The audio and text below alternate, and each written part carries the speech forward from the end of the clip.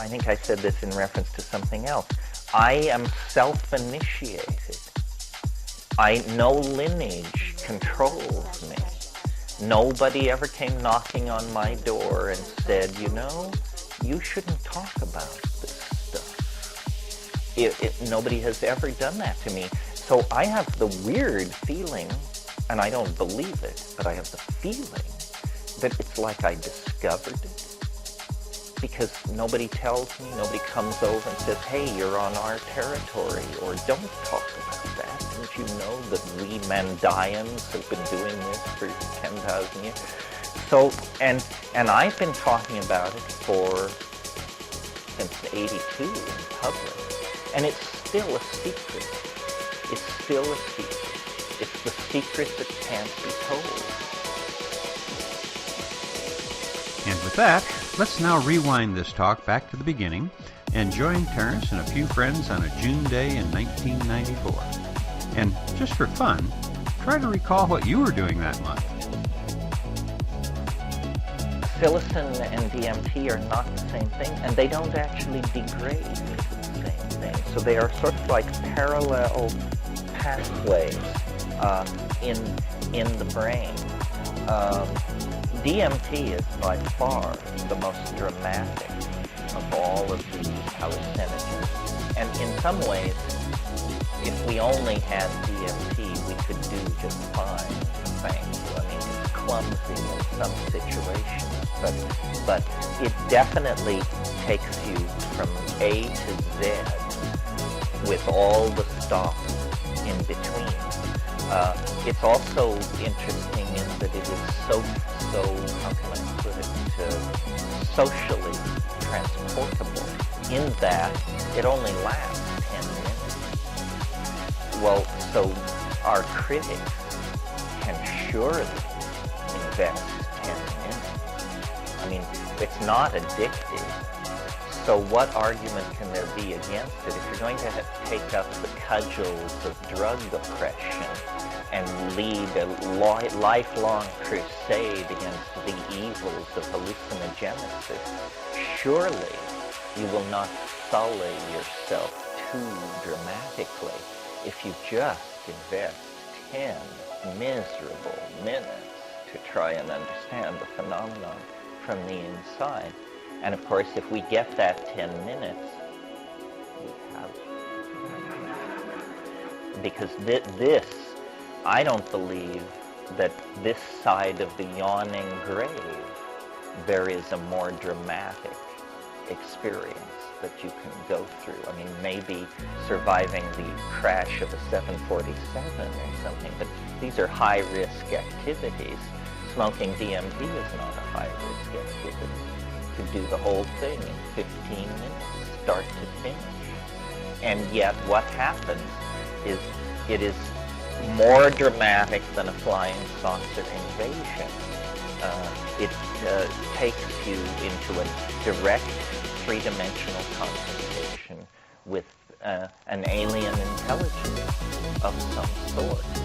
And it raises questions about the after-death state, whether or not consciousness can exist without a body, the nature of the alien, the nature of our place in the cosmos. It's very, very dramatic. And I think it is, we said yesterday, the inner eye opens on the landscape of time. Well, when the inner eye is illuminated by the light of DMT, then essentially what you get is a fast forward of the rest of universal history, squeezed down into about a minute and a half. Because even though the DMT trip, takes 7 minutes and takes 5 minutes to get over, the really important part has a duration on the order of 100 seconds or something. And the longest 100 seconds you will ever know, because that's how you get people to do it. How I was gotten to do it, I only asked one question when they brought me to said, how long does it last? And he said, 3 to 5 minutes. Bring it on, Sam. And, you know, never having recovered then from that decision.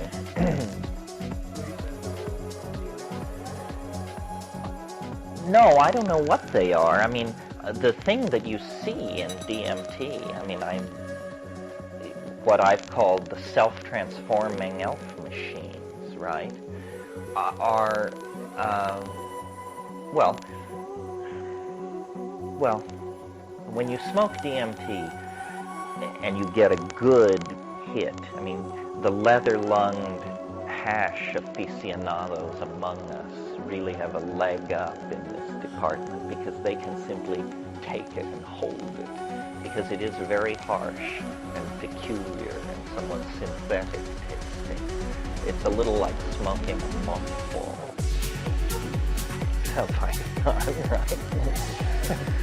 But what happens to me is I am propelled through a series of tunnels, fluxing tubes-like things that are very brightly colored, and there's a kind of a sense of tumbling that is an initial discontinuity once I get beyond this swirling mandalic form that seems very typical that people call the chrysanthemum.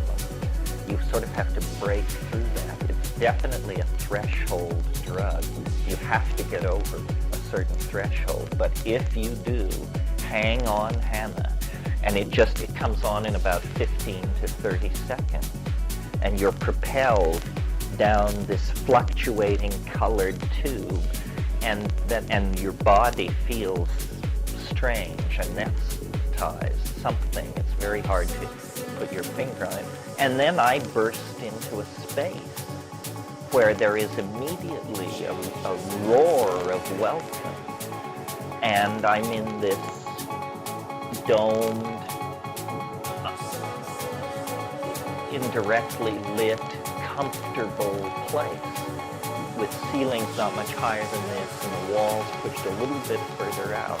And somehow there's an intuition that is unmistakable that this is underground, that we're far underground. Why? I don't know, but you know that you're underground. And then the main thing that's happening, though, is the entities, the elf machines, these jeweled, self-dribbling basketballs made out of light. They look like foraminifera cast in opal or something that are completely moving and transforming. And they come right up to you, and then they jump into your chest and jump out again. And there is this crazy emotion running around. It's like, I don't know, did you ever see the film Hell's a Poppin'? It was a 30s deal. Or Marx Brothers cartoon, Marx Brothers routine, or a Max Sennett comedy. It's sort of like a Bugs Bunny cartoon run backwards at high supersonic speed.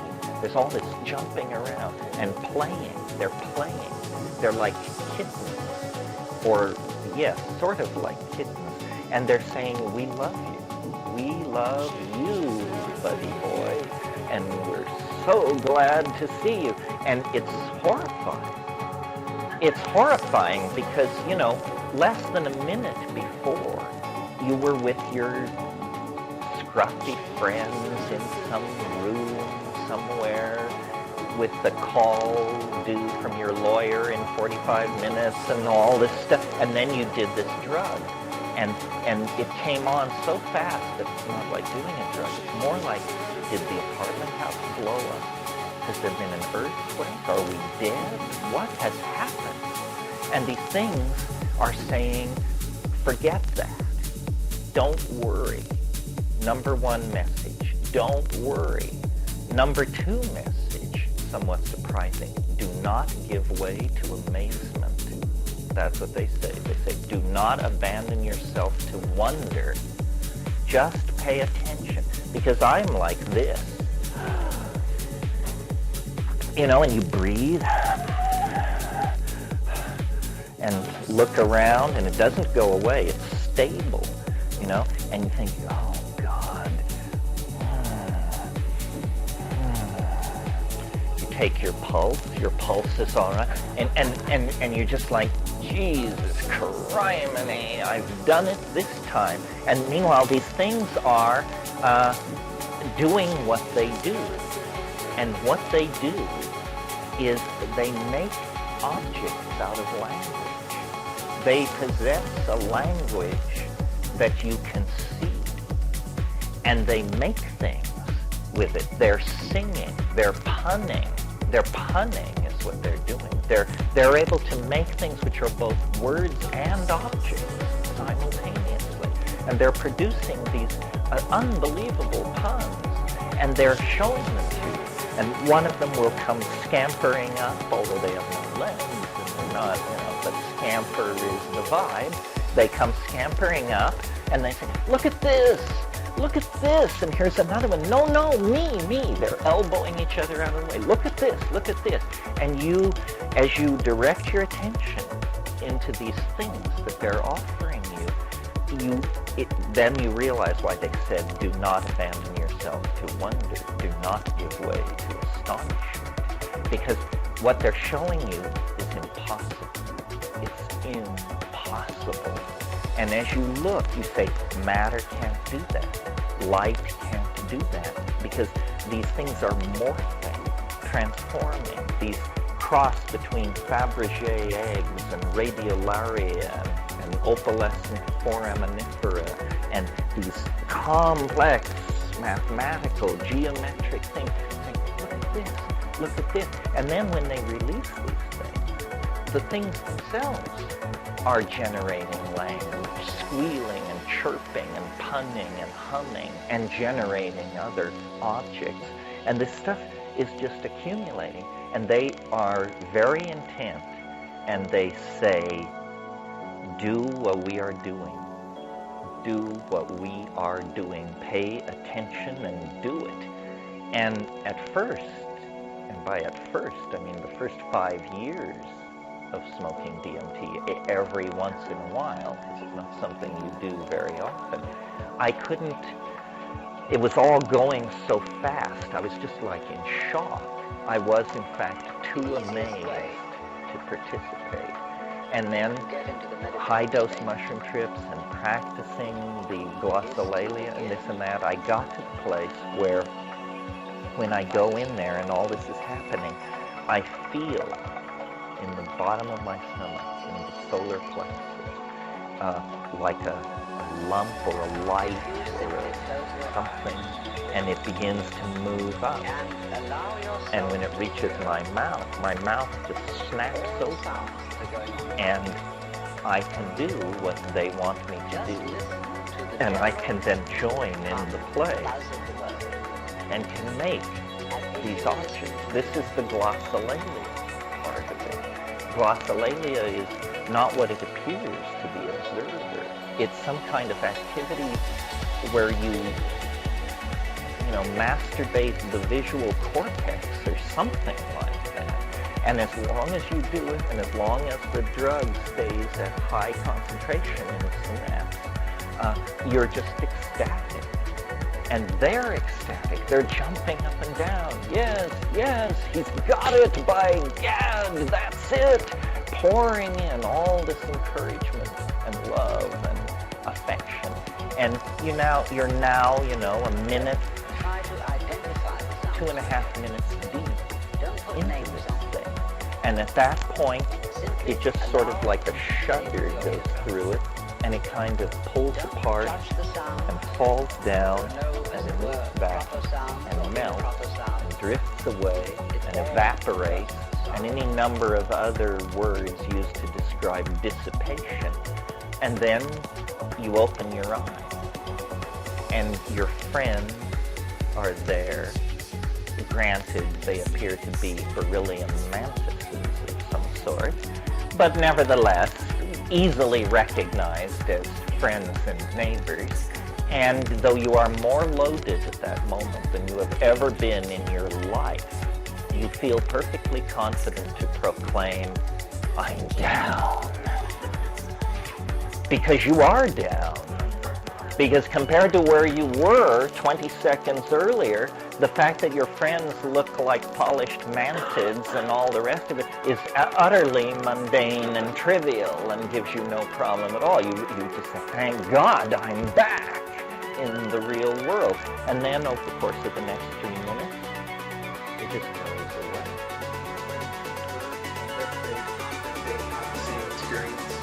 A lot of people have the experience. It is put through many filters, and people always ask this.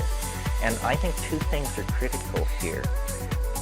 Dose, and I'm a lifelong hash smoker, and I can take an enormous hit of hash and hold it. There isn't a cilia left in my entire lung system. That's important. And then the other thing is, I think it's this veil thing. How much can you stand? Because the people come back and they say things which are like along the spectrum to what I'm describing, but not quite there. Like people often say, there were elves, there were little people, not self-dribbling jeweled basketballs, but simply little people. I've even had people say they had leather jerkins and little turned up curls on their footwear and stuff like that. Other people say, it's to me, the archetype of DMT is the archetype of the circus. And when you take it, you'll know what I mean. Because the circus is a very complex emotional construct. A circus is a great place to take children.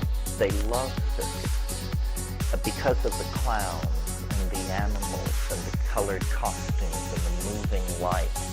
But the circus is many things. I mean, above all that, and in the center ring, up near the top of the tent, is the lady in the tiny spangled costume who is hanging by her teeth and working without nets, Death and Eros. And I think, it may reflect on my psychology, but I am positive that my first exposure to Death and Eros was such a woman. Because I can remember being so small that I was wrapped up in something and handed from hand to hand. And yet when I saw the lady in the spangled costume risking her life, I simultaneously understood that she was risking her life and that she was some kind of great babe. And, I was under 3 at the time. So Eros and death in the midst of hilarity and humor, which is a weird juxtaposition. And then the side shows, the boy in the bottle, the Siamese twins, the goat-headed lady, the bearded woman, all of this weird, kinky, strange, deviant stuff is just off the main exhibit. And the circus, what the circus represents is rupture of plane. It represents the alien. A circus coming to a small Midwestern town is an alien invasion. Children are told they can't play out late at night. The carny people are in town. Farmers come from miles around. It's a celebration, but it also is an experience of a social edge. The carny people, they drink, they may swap wives, who knows? They're not like us over here at the Lutheran Church. And eventually, after a few days, they make their money, they spin their bottles, they play their game, and then they pack up and they leave.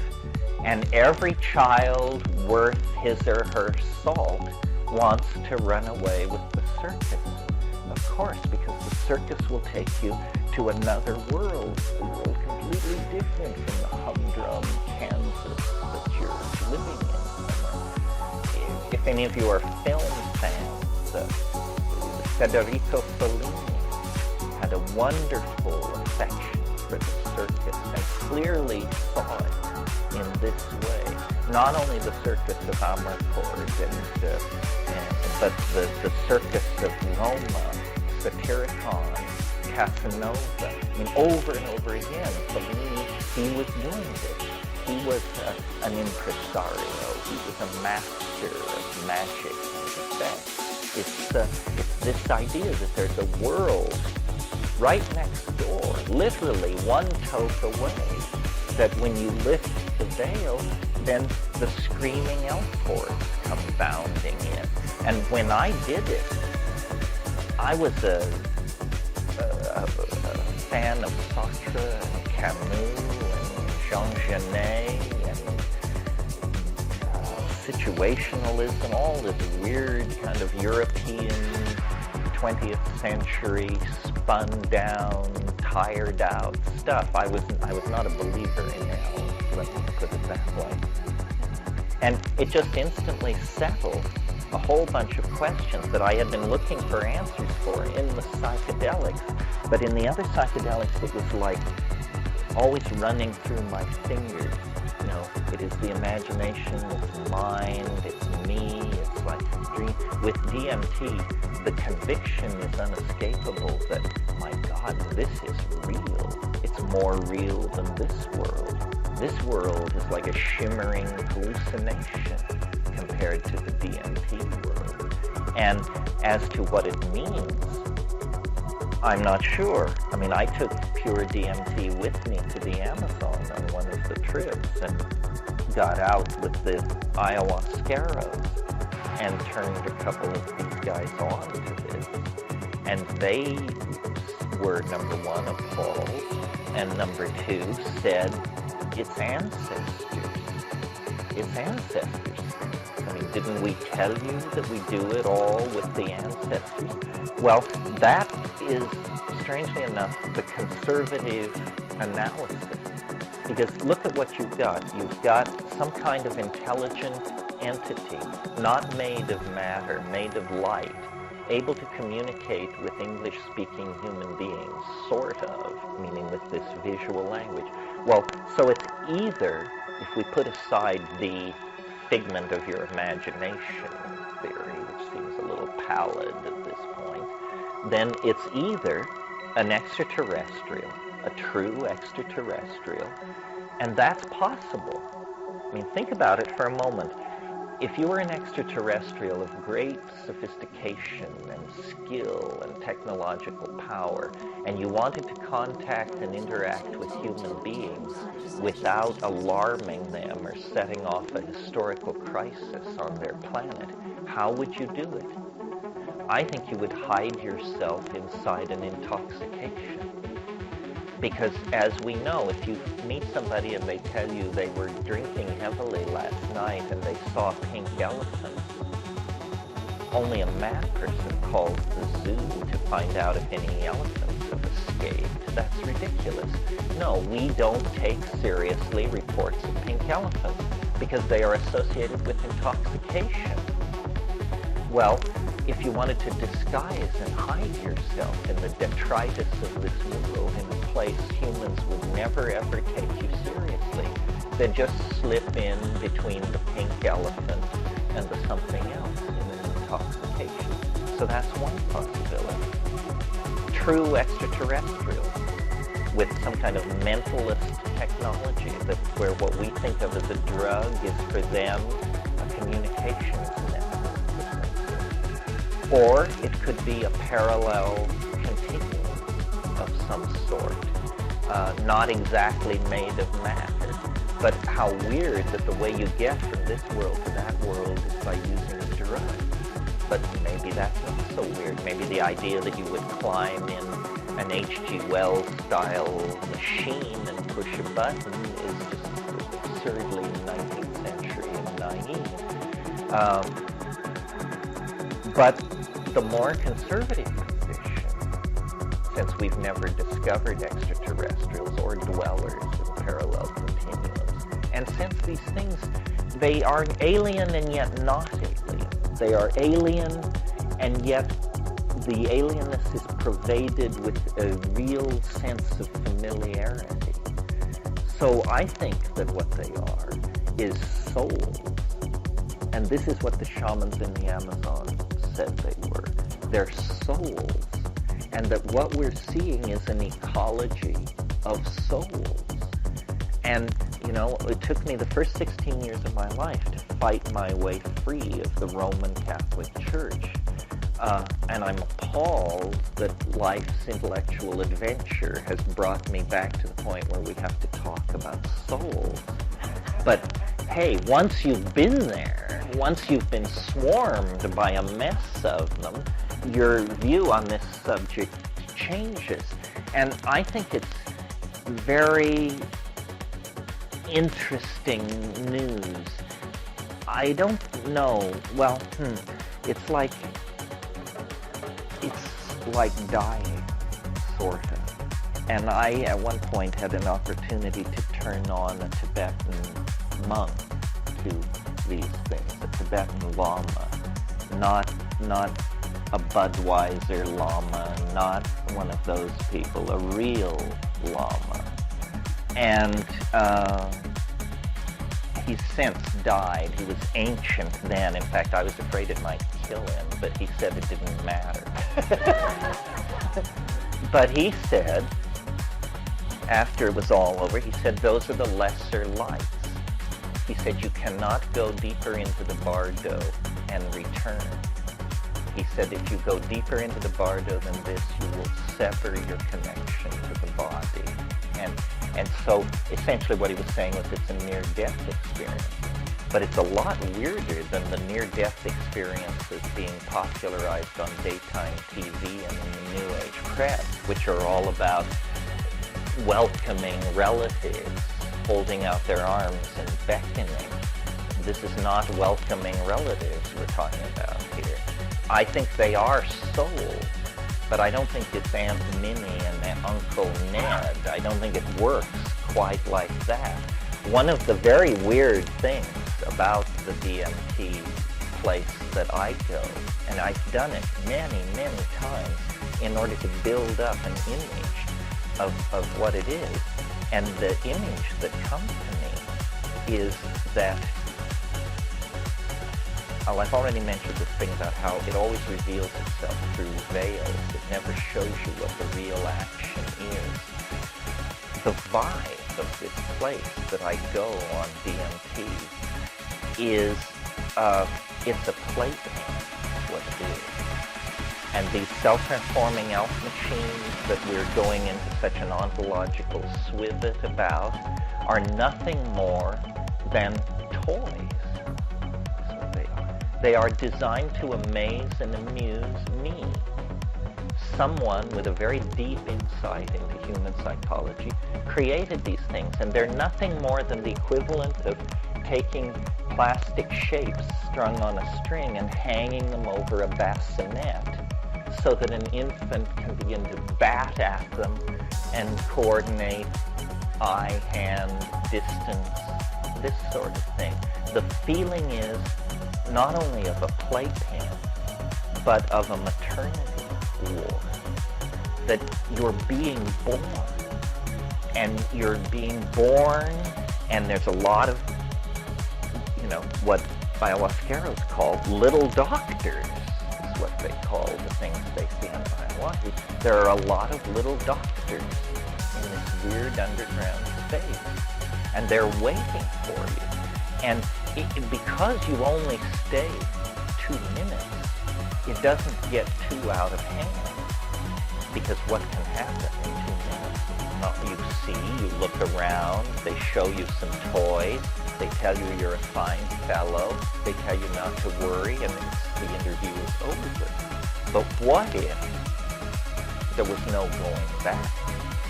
Well, then you're just there. You're a little swaddling, and you're there. And presumably beyond the confines of that room is a world as different from that room as this world is different from the general maternity ward at Kaiser Hospital. And then you go with them into that place. That's what it feels like. And I don't know what it means. What does it mean, Mr. Gantry? I don't know what it means. It don't mean shit. That was Mr. Natural's answer to the question, you recall. It seems as though it should be a secret. And in a sense, it is a secret in that, it isn't the world's largest religion is not DMT smoking. I think I said this in reference to something else. I am self-initiated. No lineage controls me. Nobody ever came knocking on my door and said, you shouldn't talk about this stuff. Nobody has ever done that to me. So I have the weird feeling, and I don't believe it, but I have the feeling that it's like I discovered it. Because nobody tells me, nobody comes over and says, hey, you're on our territory, or don't talk about that. Don't you know that we Mandayans have been doing this for 10,000 years? So, and I've been talking about it since 82 in public, and it's still a secret. It's still a secret. It's the secret that can't be told. And I'm fascinated by you people because it is your fate, and I have no idea why, to come at least this far. I mean, maybe some of you have smoked DMT, but probably most of you haven't. So it's your fate to come this far this morning to hear this, and you can forget it. You can disbelieve it. You can think that I am a screwball and disempower it that way. But as far as I can tell, and I have searched the attic of Western and Eastern civilization, been to a lot of weird places, as far as I can tell, this is it. This is the thing which we are raised to believe is impossible. They tell you there's no doorway out except the grave. And then they tell you it's no doorway out. But even if the grave is not a doorway out, even if the grave means dissolution into non-entity for all eternity, DMT is the way out. And it exists. It's common. It exists in many plants. If, as a society, we valued it, we could produce trainloads of the stuff.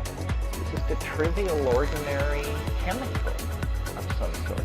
But what it does to the human mind is this civilization can't stand it. This civilization is based on a number of unquestioned premises, which in the light of DMT are seen to be not only false, preposterous. And I don't know where we go from here. I don't know if societies can be built on DMT. Maybe only individual lives can be built on DMT. Yeah. Well, actually, this is a funny thing. Why isn't more of it made? There's a lot of LSD around. LSD is hard as hell to make. You have to be good. You have to be very good. DMT is a second-year organic chem, final exam kind of deal. To that level of difficulty. And yet, wherever it is, it's precious. It's never met with in large amounts.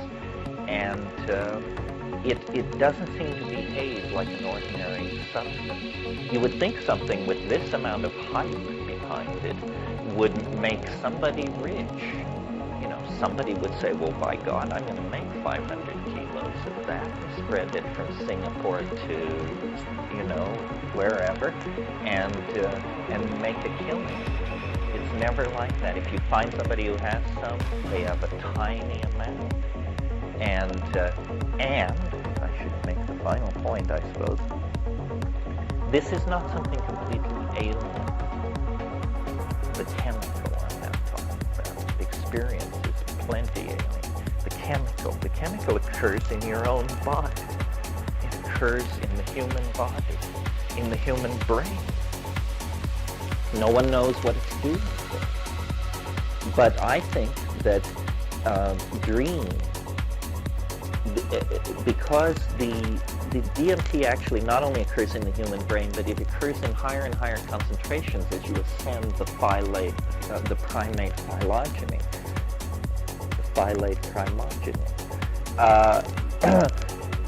And I think dreaming, that the chemistry of dreaming must be run on DMT, and for several reasons. The first one is, there is only one thing on Earth that ends like a DMT trip, and that's an interrupted dream. You know how you can be dreaming and you're in Paris and you've finally gotten the car and you've met the friend and now you're headed for and it's this kind of crazy stuff, and then the alarm clock rings and literally before your feet hit the floor, it's gone. You can almost feel it, it melts. It melts. Dreams melt in the same way that DMT melts away. And, very suggestive, the physiological concomitant to dreaming is what's called rapid eye movement. This has been known since the 50s. Well, the highest concentration of DMT in human cerebrospinal fluid occurs between 3 and 4:30 a.m. This is when the deep dreaming is going on, as correlated to REM sleep, to REM movement of the eyes. Well, when you dose somebody on DMT, and it's smoke, I guess I said that. When you dose somebody on DMT, they flop down and lie still if they're a good subject. Otherwise, they twitch and scream and try to run around. But you don't put up with that. You just sit on them. But a good somebody who knows how to take their medicine will just shut up and lie down. Well, then you look very carefully at them. Their eyes are closed, and you can see about 30 seconds into the experience, their eyes begin to dart wildly under their closed eyelids. They are in REM sleep, and I'm sure that if you could put electrodes on people, you would see that the DMT triggers a plunge into REM, and that's where this takes place. Second piece of data which relates to this, and is very, very interesting to me, and I wish I had more resources, more money, more connection, believe it or not, is this, that once you have smoked DMT and had the experience that I'm talking about, later, years later, you can have a dream where you're with people somewhere and then lo and behold, somebody produces a small glass pipe in this dream, hands it to you, flashes a butane lighter, and it happens. It happens in the dream. And not a memory of it, not a pale reflection, but a 100% full-on 70 milligram DMT trip in the dream. That means to me that we have the capacity for this all the time. And remember, this is the most powerful hallucinogen on this planet. And yet, apparently, our body chemistry is delicately enough balanced that this is not that far out of reach. And yet, people never have DMT trips when awake. If it happened to one person in 50,000, it would be a phenomenon known to us since the birth of Greek medicine. But people don't ever have that happen to them. So I think, I talked to Rupert about this. His idea, which is possible certainly, he calls it a necrotogen. Yes, necrotogen, meaning that it's something which is released in the brain at death and never before under ordinary circumstances. And that for some reason, this is the chemical which lets you die. And it is true that at a certain point, the organism, as I understand it, sort of releases. It gives up. And then death proceeds very quickly from that point. So perhaps this is what it is, but what is it for? That's the question. I mean, why can't we just die like dogs? Nobody wants to die. Why should there be this salutary release? You know, there is orgasm, or at least ejaculation, in some forms of death. That seems to imply that the body is in life in a state of tension and holding, and when death is really very close, if not inevitable, then the body goes through some kind of series of changes, and perhaps one of them is the release of DMT. I don't say this proves an after-death world, because I know what proves. And, dying says nothing about death, and tripping says nothing about death, or it can only give an indication. But it has caused me to think very, very seriously about shamanism, about their insistence that they work through ancestor magic, and about the question of death. Just what is biology trying to do?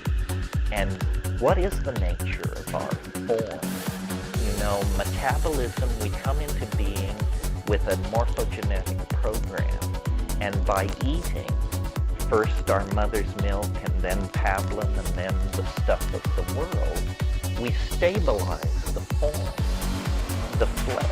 The flesh is replaced every few months or years, but the form stays.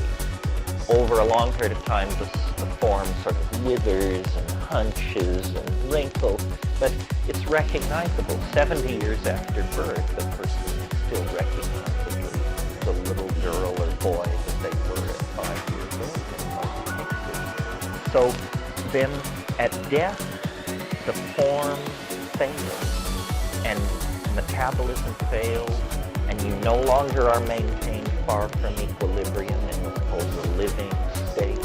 Instead, everything stops, and the body becomes an object, like a piece of furniture. It can be stacked like cords or dealt with in whatever way that it wants to. But perhaps nature does not create this form in vain. And perhaps in the world of higher dimensions and possibilities, this thing is preserved. It is certainly a persistent intuition in many religions that what life is about is creating something called a vehicle, an after-death vehicle, a body of light, a diamond body, something which endures, and that at death is released into some kind of super space, where it has an entirely other kind of existence about which we can know and say nothing. When you look at our past, it seems to support this idea to some degree, in that we all are here, and yet we came out of the bodies of women, and in a very mysterious process. I mean, it always seemed to me, people always said, what sex is about is the union of egg and sperm, and that's where people came from. Well, at age 8, I was not satisfied with that. I mean, they always wanted to talk about sex, but what I wanted to know was that where do people come from? I understand about how we get them downloaded into meat, but where are they? Where are they? I mean, where was I 1,000 years ago? Where was I 1,000,000 years ago? And say, well, you didn't exist. Well, then you came into existence 50% over here in your father's sperm and 50% over here in your mother's egg. Well, then did I exist? My mother had the egg, which became me from the time she was born. And if my father was younger than my mother, so half of me apparently existed before the other half existed. Say, this sounds like messed up thinking in some sort. Isn't it rather that a pattern is making a series of transits from one dimension to another? And, dying is not like birth in the sense that in the womb you're alone. Here we have our wonderful planet full of interesting people, and we die away from our group. When you start down the birth canal, it's not because you're lonely, because the concept lonely could hardly arise in the womb, I think, because there is no other except the other of the complete surround, which you may or may not image as human. You may think of it as the world, not an extension of myself. So, because I'm not the smartest person in the world, for sure, but I'm also not the stupidest person in the world, and I've been more or less around the block, the major religions, the major schools of transformation, the major themes and variations on sexuality. I'm like a normal person. And I tell you, from where I'm standing, it looks to me like the biggest news there is. I do not understand why there aren't orange headlines. Scientists announce discovery of hyperspace, nearby inhabited dimension confirmed by laboratories in England and Russia, or some crap like that. But it never happens. It seems to belong. It's not part of our official culture. It's not recognized, it's not sanctioned, it's not allowed. And, I have somehow found a unique kind of niche, but most people who talk like this don't get a chance to make a living. They're put in back wards and heavily sedated and kept from contact with the rest of people because it's madness. But it's not dysfunction. It doesn't. I know how to hold my fork, make a phone call, pay my bills. What kind of madness is it? It's just a minority opinion. It's not madness. But it's a minority opinion because it's a minority experience. I mean, if everybody lived in Hawaii and you were an Arctic explorer and you insisted that part of the planet was covered with ice 5 miles thick and the sun stayed up 24 hours a day, they would just put you away. It turns out it's the fact of the matter. So this is a polar region of human experience that very few people have mapped or been to, and yet we don't have a full picture. I mean, I would like to know, what would Jean-Paul Sartre have said? What would Nietzsche have said? What would Wittgenstein have made of this? I mean, all these people based their lives and their professions on the datum of experience. Well, by God, here's a datum of experience. Put this in your pipe and smoke it, and we'll talk datum of experience. Of your taking DMT, do you sense a progression as like a state as you're maturing, so you go further and further with each experience? And how often can you take it? How often can you take it? You can take it every 24 hours. People have an interesting relationship to it. A lot of, like when you give it to someone who's never had it, they've usually been furiously hyped, so they're quaking in their boots. And if you can get over all that and actually get them to do a huge amount, often they come down literally begging for more. And I tend to resist giving them more because I've noticed that there seems to be a slight reflex, a slight tolerance.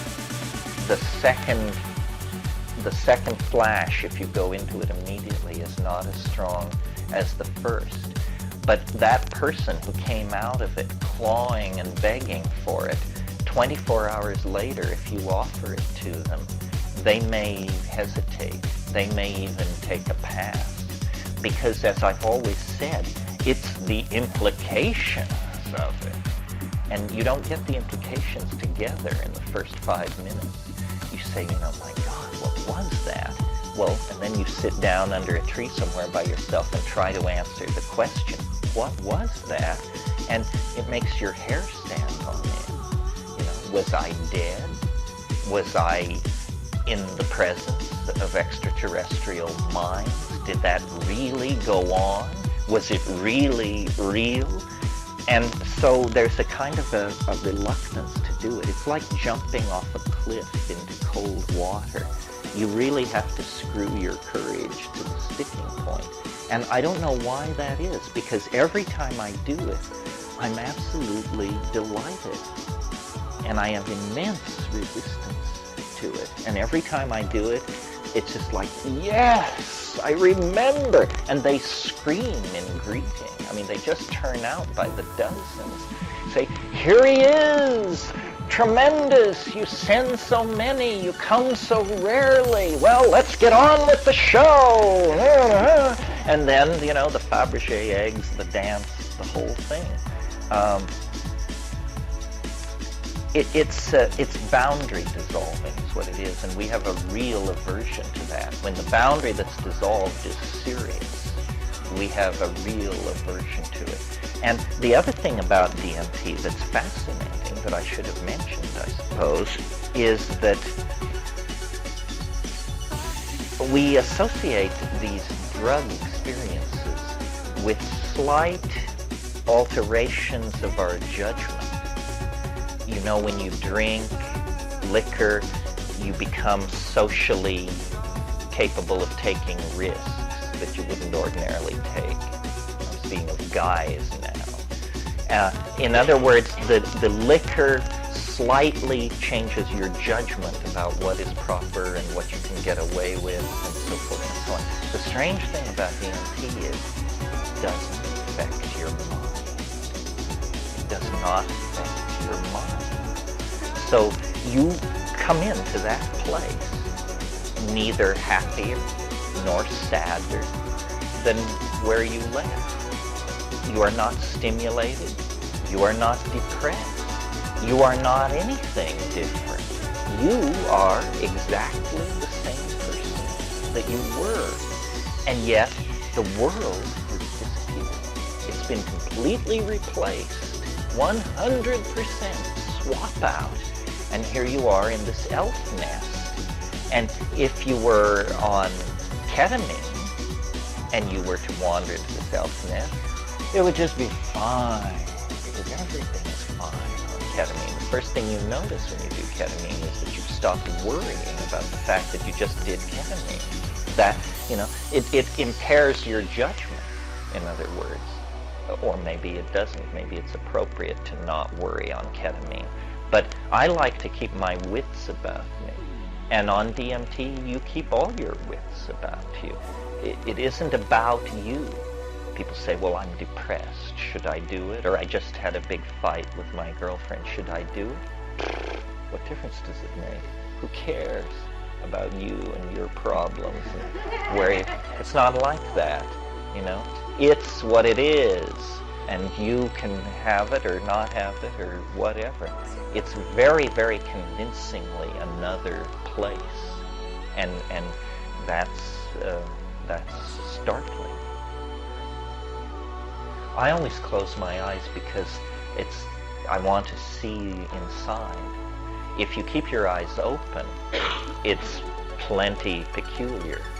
I mean, everything changes, and if you take a big enough hit, you can't tell whether your eyes are open or closed. That distinction seems trivial. You're just there, eyes open or eyes closed.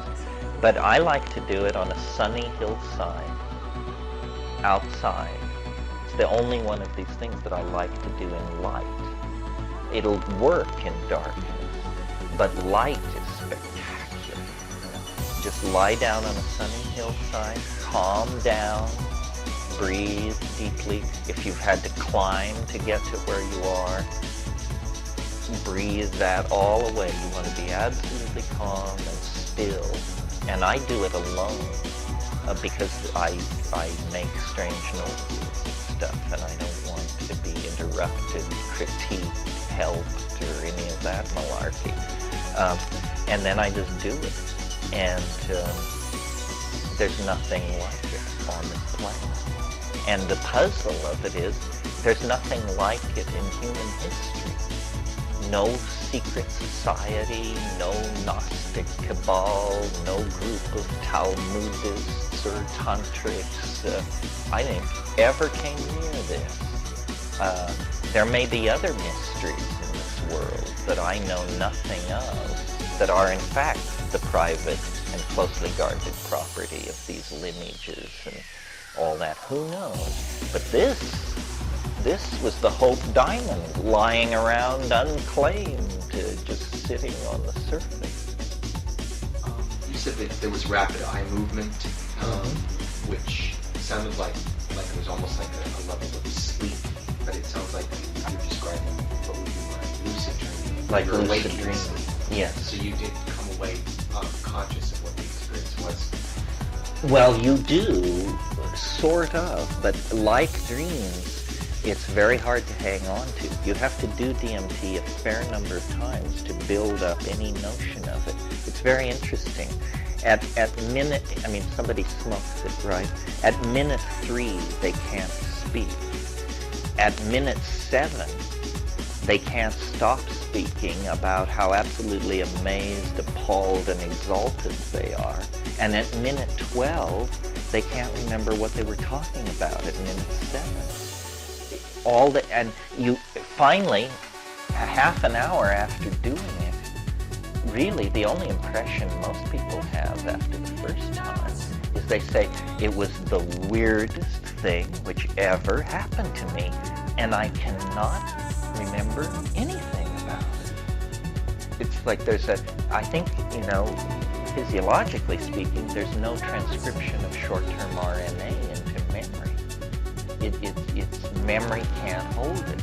And I think that's because memory works through associative triangulation.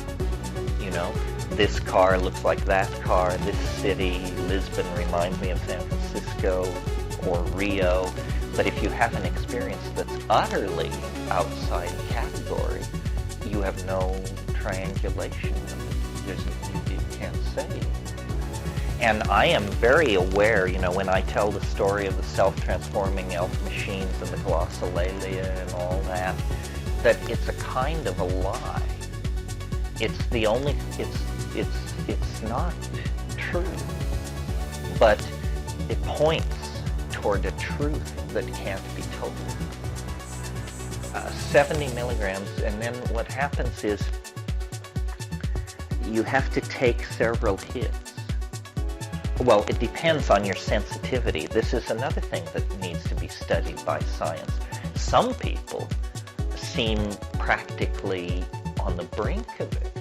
I mean, in other words, you put 70 milligrams in the pipe, you tell them that it's probably going to take 3 enormous tokes.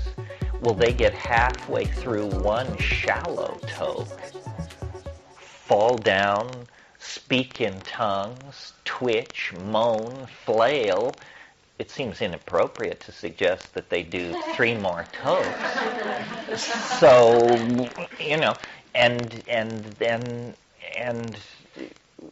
but for me, well, I can do it on one toke if it's a real tremendous, enormous hash toke. What I usually do is I take one small toke and it kind of anesthetizes my throat. And then on the second one, you go for broke. But it does require a certain amount of courage, because when you take the first toke, you immediately feel it. You don't feel the trip, but you feel that something astonishing is happening inside your body. It's a weird kind of, it's as though all the air has been pumped out of the room. All edges jump forward in clarity. That's the visual acuity thing. But more than that, a kind of feeling of I guess it's anesthesia or something, but your body feels very, very different, and you still must do one more enormous toke. So what we tell people is, even though you feel very weird, don't stop. That's not sufficient. You have to get it on the money. And we're even developing a new technique for doing it that I'm very excited about, which is we have what looks like a pipe coming into a glass vessel, just a channel, a cylinder coming into a glass vessel, and out of the glass vessel comes another tube with a fork in it. And what you do is you vaporize the DMT. It fills the reaction chamber with white smoke. You put the forked ends into your nostril, and you have a friend blow the white smoke and just force it into your sinus cavities.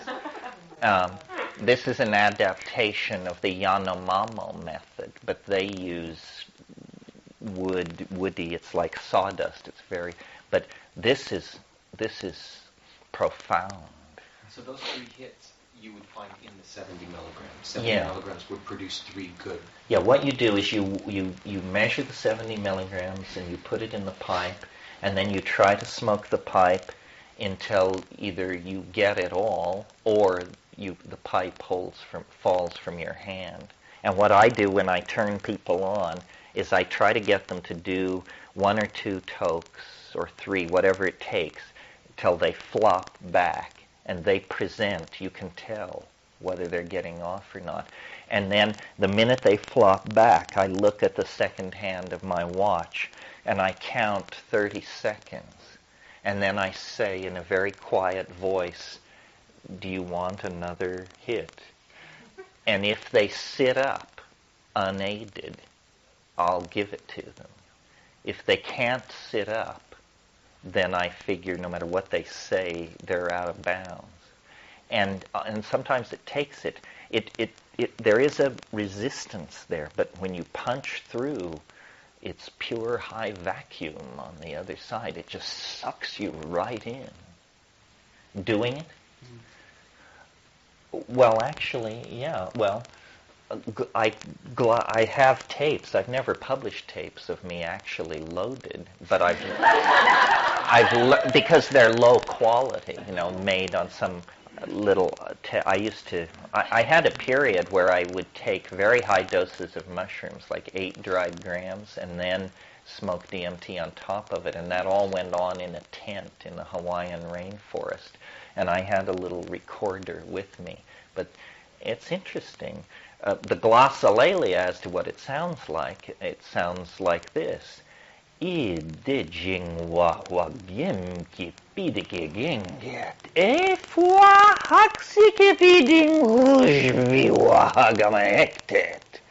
And somehow that syntactically structured but meaningless kind of vocalization becomes the basis of an ecstasy of some sort for some reason. And of course what's happening in the DMT thing is there is a 3-dimensional accompaniment.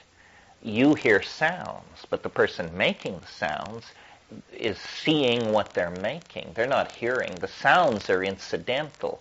They're like the sounds from a buzzsaw when you make furniture. The important thing is the furniture you make. And you can. That's why virtual reality interests me so much, because my idea of a design program for virtual reality is go thou and simulate a DMT flash. That would have a commercial application. You could sell that. Industrial Light and Magic would be interested. And then we could give people DMT and then and then after they came down, put them into the virtual reality simulator and say, critique, please. Is this what you saw? How is this different from what you saw? What changes would you make in this virtual reality environment to make it more DMT-like? And I think this is the way to build consensus. I've always said that the purpose of these technologies is to show each other the inside of our own heads. Dreams, but especially psychedelic drug states. And I think this is probably coming. I think that we will have, that in the future you may have psychedelic experiences, but they may not be your own. We may develop the equivalent of media stars who do it so well that you will just buy their CD and do their trip. Remember in, which book was it, by Philip K. Dick? Or maybe it wasn't, I can't remember, but the science fiction story where this virginal 16-year-old girl with long blonde hair and perfect surfer body and so forth and so on, and she recorded and sold herself. That was the product, because she was so vital and so young and so bouncy and together that everybody wanted to be this young woman. And so they sold sim vids, and she was on the top 10 for a few months, and then somebody else slipped in there. Transmigration of Timothy Archer could have been. Anything more? Yes. How's your health? Yeah. How's my health? Good, I think, unless some horrible thing is lurking in the background. I have low cholesterol. My health profile is pretty uninteresting, I think. Let me see, what's the most interesting thing? The most chronic thing wrong with me is migraines, and I've sort of learned to manage them. I don't take drugs for migraine. I physically manipulate an acupressure point. Do you mean, do I think drugs have done anything to me? Well, not necessarily do I think that they've done, or do you think they've done anything to you, but I mean, in my experience, sometimes I'm tired later or whatever, I feel there's a drain. And so I wonder if since you seem to do a lot, do you do anything to maintain your health? Or? I go to the gym 3 days a week. I smoke enormous amounts of cannabis.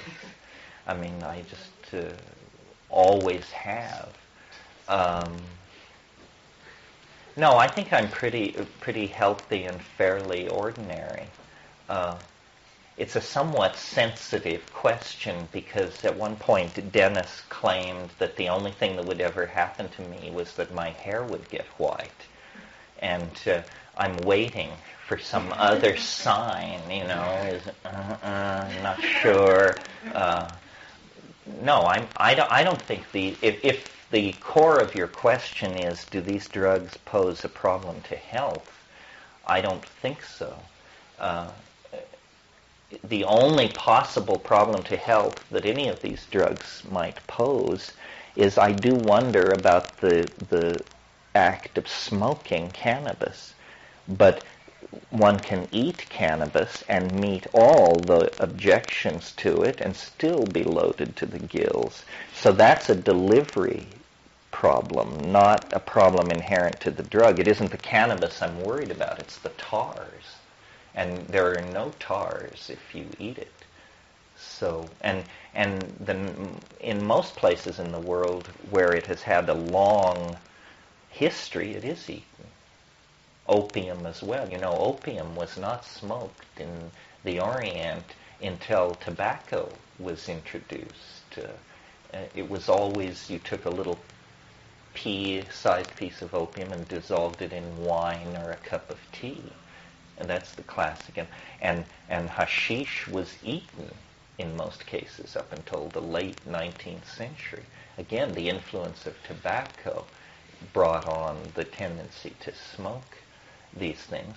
I don't think that, on this question of health, I don't think people should be loaded all the time, other than cannabis or something like that. But I mean psychedelic voyages are trips away from home. They are trips away from home.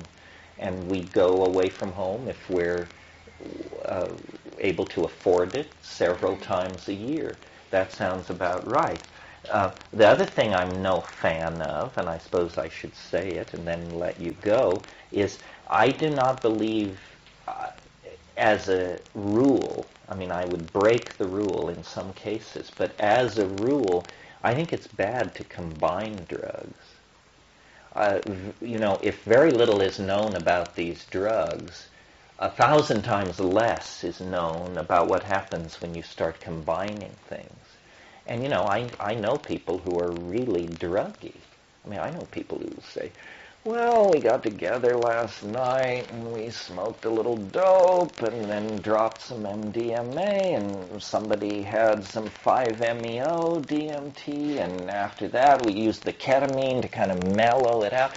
Well, if you were to tell me that these people died of coronary thrombosis or stroke or anything else, I wouldn't be surprised. I mean, that's nuts to pile one drug upon another like that. I mean, and then you say, oh, well, how was it?